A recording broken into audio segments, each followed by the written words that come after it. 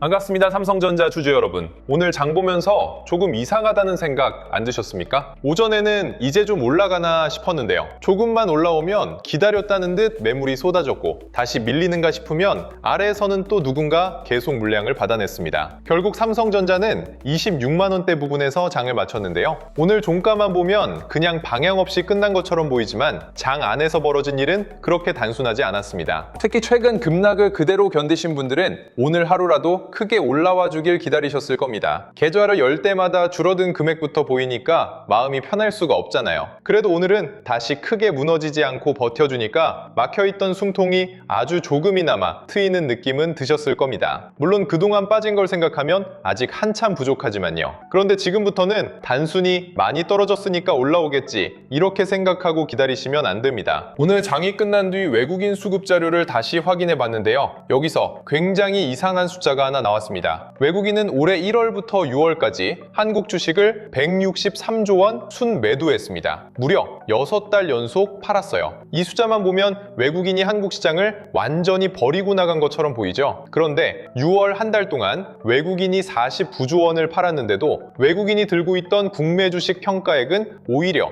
56조 원이 늘었습니다. 팔았는데 가지고 있는 주식은 더 많아진 겁니다. 자, 이게 오늘 삼성전자 움직임과 무슨 관계가 있느냐? 바로 이 부분이 내일 방향을 판단하는 핵심입니다. 우리는 외국인이 몇 조 원을 팔았다는 숫자만 보고 겁을 먹지만 정작 외국인은 삼성전자를 전부 버리고 나간 게 아닐 수 있습니다. 회전이 빠른 자금은 물량을 던지고 있는데 오래 가져가는 자금은 아래에서 그 물량을 조용히 받아가고 있을 수도 있다는 거예요. 오늘 삼성전자가 위에서는 계속 물렸는데 아래에서는 쉽게 무너지지 않았던 이유도 이 수급 안에서 찾아봐야 합니다. 저는 내일 삼성전자가 장 초반에는 오늘보다 강하게 올라올 가능성을 보고 있습니다. 오늘 위에서 나온 물량이 어느 정도 정리됐고 밤사이 미국 반도체주와 환율만 크게 흔들리지 않는다면 외국인 선물 매수와 숏커버가 한꺼번에 붙을 수 있기 때문입니다. 다만 내일 주가가 강하게 올라온다고 무조건 좋은 반등으로 보시면 안 됩니다. 선물과 프로그램만으로 끌어올린 상승인지 외국인이 삼성전자 현물까지 실제로 사고 있는지에 따라 오후 흐름은 완전히 달라질 수 있습니다. 그래서 오늘 영상에서는 외국인이 163조 원을 팔았는데도 보유 주식 평가액은 왜 늘어났는지부터 말씀드리고요. 오늘 삼성전자 물량을 누가 받아냈는지, 내일 어떤 수급이 들어와야 반등을 믿고 기다릴 수 있는지도 구체적으로 살펴보겠습니다. 그리고 영상 마지막에는 외국인 현물과 프로그램 매매, 삼성전자 지분율과 대차 잔고가 달라지는 순간부터 빠르게 확인할 수 있도록 주식 투자하실 때 도움되는 자료도 준비해놨으니까요. 오늘 영상도 끝까지 꼭 집중해서 봐주시기 바랍니다. 자, 먼저 오늘 장을 조금 더 자세히 보겠습니다. 오늘 삼성전자는 장 초반 위쪽을 확인하려는 움직임이 나왔습니다. 문제는 주가가 올라올 때마다 매물이 계속 쏟아졌다는 거예요. 높은 가격에서 물린 분들의 본전 매물도 있었을 테고요. 최근 변동성을 견디다가 지친 투자자들이 조금만 회복돼도 현금부터 만들려는 물량도 있었을 겁니다. 그래서 오전에 들어온 힘을 오후까지 그대로 이어가지는 못했습니다. 그렇다고 오늘 장을 매수세가 약했다고만 볼 수도 없습니다. 매도 물량이 계속 나왔는데도 삼성전자는 최근 저점을 다시 깨지 않았습니다. 위에서는 계속 눌렀지만 아래에서는 그 물량을 받아내는 움직임이 함께 있었다는 거예요. 주가가 강하게 오르지 못했다는 사실보다 매물이 나왔는데도 한쪽으로 다시 무너지지 않았다는 사실이 더 중요합니다. 오늘은 매수세가 없었던 하루가 아니라 매수와 매도가 강하게 부딪힌 뒤 종가만 조용하게 남은 하루에 가깝습니다. 그럼 외국인이 올해 163조 원을 순매도했다는 숫자부터 제대로 보겠습니다. 우리가 뉴스에서 보는 순매도는 외국인이 판 전체 금액이 아닙니다. 같은 기간 외국인이 사들인 금액과 팔아치운 금액을 서로 빼고 남은 차이예요.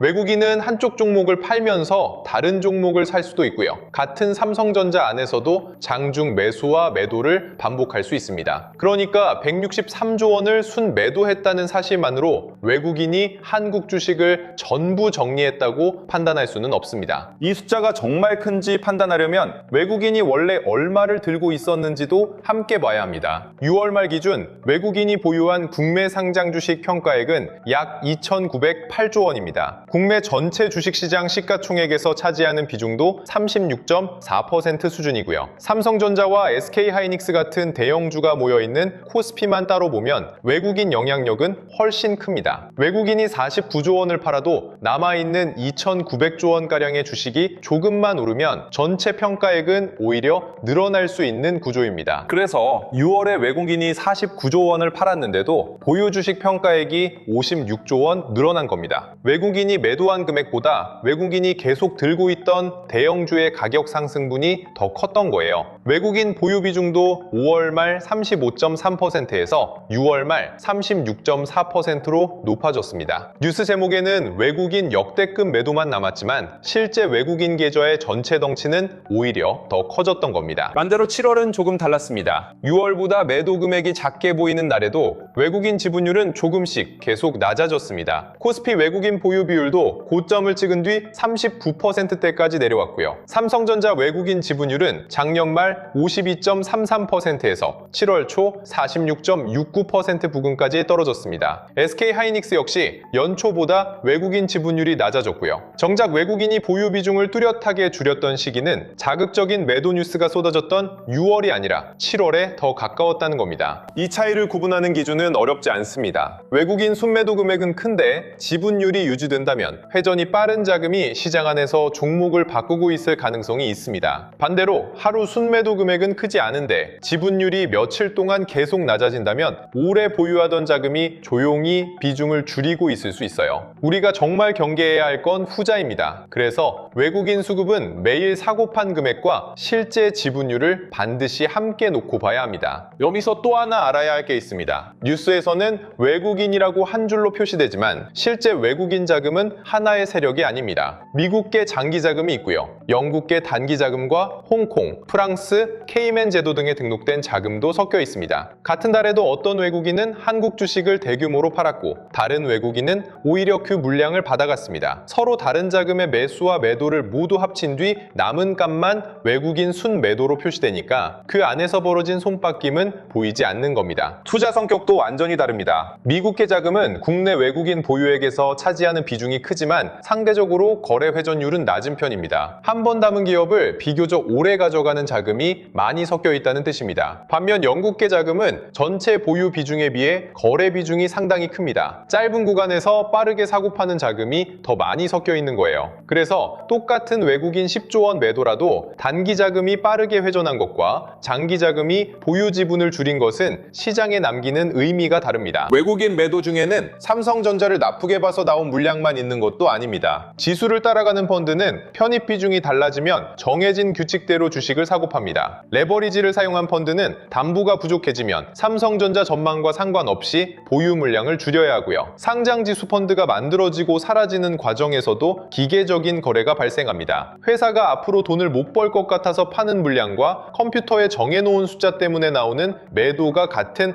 외국인 순매도 안에 섞여 있다는 겁니다. 외국인이 우리보다 유리한 이유도 바로 여기에 있습니다. 개인 투자자는 보통 삼성전자를 매수한 뒤 주가가 올라야 수익을 낼 수 있습니다. 그런데 외국인은 주식을 빌려서 먼저 팔 수 있고요. 선물과 옵션을 이용해 현물에서 생기는 손실을 줄일 수도 있습니다. 환율이 불안하면 원화 가치 하락에 따른 손실까지 미리 막아놓을 수 있고요. 우리는 삼성전자 주가 하나만 보면서 올라갈지 내려갈지를 고민하는데 외국인은 주식과 선물, 환율을 동시에 움직이며 대응할 수 있는 겁니다. 삼성전자 대차 잔고가 늘어난 것도 그래서 봐야 합니다. 7월 초 삼성전자 대차 잔고는 약 7,428만 주 수준이었는데 7월 말에는 약 9,466만 주까지 늘었습니다. 한 달 동안 2천만 주가 넘는 주식을 추가로 빌려간 거예요. 다만 빌려간 주식이 전부 공매도로 나온다는 뜻은 아닙니다. 상장지수 펀드 설정과 환매, 차익거래나 결제를 맞추는 과정에서도 배차가 사용되기 때문입니다. 그래서 대차 잔고는 실제 공매도 잔고와 함께 확인해야 합니다. 대차 잔고만 늘고 공매도 잔고가 늘지 않는다면 다른 목적으로 빌린 물량일 수 있습니다. 있습니다. 반대로 대차장고와 공매도장고가 동시에 증가한다면 주가를 아래로 누르는 물량이 실제로 쌓이고 있다고 볼 수 있어요. 그리고 주가가 반등하는 과정에서 대차장고가 빠르게 줄기 시작한다면 빌린 주식을 갚기 위한 숏 커버가 들어오는지도 확인해야 합니다. 하락을 키웠던 물량이 나중에는 상승 속도를 높이는 매수로 바뀔 수 있기 때문입니다. 지수를 따라 움직이는 자금도 무시할 수 없습니다. 전 세계 신흥국에 투자하는 펀드는 정해진 지수의 편입 비중에 따라 삼성전자를 사고 팝니다. 신흥국 전체에서 자금이 빠지거나 한국의 비중이 줄어들면 삼성전자 실적이 좋아도 일정 물량을 팔아야 합니다. 이런 자금에 삼성전자는 매일 전망을 분석해서 선택하는 종목이라기보다 정해진 비율을 채워야 하는 칸에 가깝습니다. 기업의 악재가 없어도 지수 비중을 맞추는 과정에서 대규모 매도가 나올 수 있다는 겁니다. 환율과 미국 장기금리도 외국인 수급에 직접 연결됩니다. 외국인은 한국 주식을 사기 위해 달러를 원화로 바꿔야 합니다. 삼성전자에서 수익이 나도 원화 가치가 크게 떨어지면 달러로 환산한 수익은 줄어들 수 있어요. 여기에 미국 장기국채 금리까지 높아지면 굳이 변동성이 큰 한국 시장에 돈을 넣을 이유가 약해집니다. 삼성전자 실적이 그대로여도 미국 금리가 올라가면 외국인이 팔 수 있고요. 반대로 미국 금리와 원달러 환율이 안정되면 실적에 새로운 변화가 없어도 외국인 매수가 다시 들어올 수 있습니다. 7월 급락도 삼성전자와 SK하이닉스의 실적이 갑자기 무너져서만 나타난 게 아닙니다. 미국 금리와 AI 투자에 대한 의심, 외국인의 지수 비중 조절과 레버리지 축소가 한꺼번에 겹쳤습니다. 여기에 빚을 내서 투자한 계좌에 반대 매매까지 쏟아졌고요. 주가가 내려가니까 담보가 부족해지고 담보가 부족하니까 다시 주식을 팔아야 하는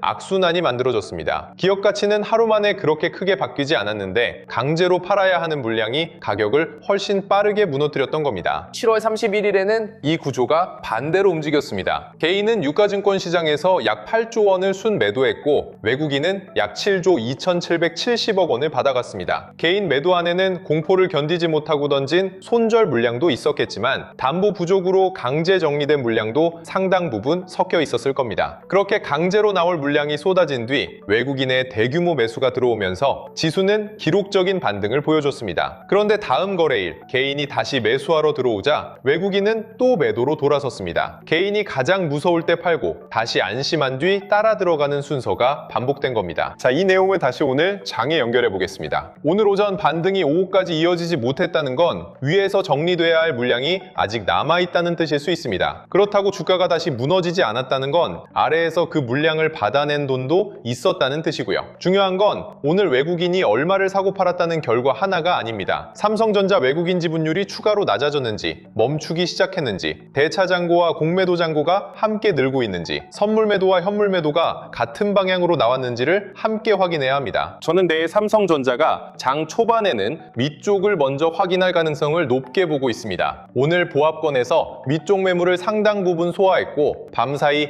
엔비디아와 마이크론을 비롯한 미국 반도체주가 크게 흔들리지 않는다면 외국인의 코스피 200 선물 매수부터 빠르게 들어올 수 있습니다. 여기에 하락에 베팅했던 자금의 숏 커버까지 붙으면 삼성전자와 SK하이닉스가 동시에 튀어오를 수 있고요. 프로그램 매수까지 연결되면 코스피 상승 속도가 빨라지면서 매수 사이드카 가능성도 열릴 수 있습니다. 다만 내일 좋은 반등은 조건이 있습니다. 삼성전자와 SK하이닉스가 함께 움직여야 하고요. 외국인이 코스피 200 선물만 사는 게 아니라 두 종목의 현물까지 같이 사야 합니다. 첫 급등 이후 주가가 잠깐 밀릴 때는 거래량이 줄어들어야 하고요. 프로그램 매수가 다시 들어오면서 장 초반에 만들었던 고점을 넘어야 합니다. 이 흐름이 이어진다면 내일 반등은 오전에 잠깐 나타났다 사라지는 반등이 아니라 종가까지 이어질 가능성이 높습니다. 반대로 제 예상이 틀렸다고 인정해야 하는 장면도 분명합니다. 장 초반 선물은 강한데 외국인이 삼성전자 현물에서는 계속 물량을 내놓는 경우입니다. 삼성전자는 오르는데 SK하이닉스와 반도체 장비주가 전혀 따라오지 못하는 것도 좋은 모습은 아니고요. 첫 급등 이후 거래량을 동반한 매물이 쏟아지면서 시가 부근을 빠르게 이탈한다면 추격 매수는 멈춰야 합니다. 여기에 외국인 지분율이 다시 낮아지고 대차잔고와 공매도잔고까지 함께 늘어난다면 외국인 매도가 끝났다는 판단도 바로 다시 확인해야 합니다. 이미 삼성전자를 보유하고 계신 분들은 내일 빨간불이 들어온다고 모든 문제가 해결됐다고 생각하시면 안 됩니다. 내 매수가까지 거리가 남아 있다면 하루 반등보다 외국인 현물 매수가 며칠 동안 이어지는지를 먼저 보셔야 합니다. 주가가 올라오는 동안 거래 대금이 유지되고 외국인 지분율까지 멈춰준다면 기다릴 근거가 생깁니다. 반대로 시장은 반등하는데 삼성전자 외국인 지분율이 계속 낮아진다면 반등이 왔을 때 내 비중부터 다시 살펴봐야 합니다. 같은 마이너스 20%라도 삼성전자 비중이 계좌의 10%인 사람과 70%인 사람의 대응은 같을 수 없습니다. 새롭게 매수하려는 분들은 내일 장 초반 속도에 휩쓸리지 마세요.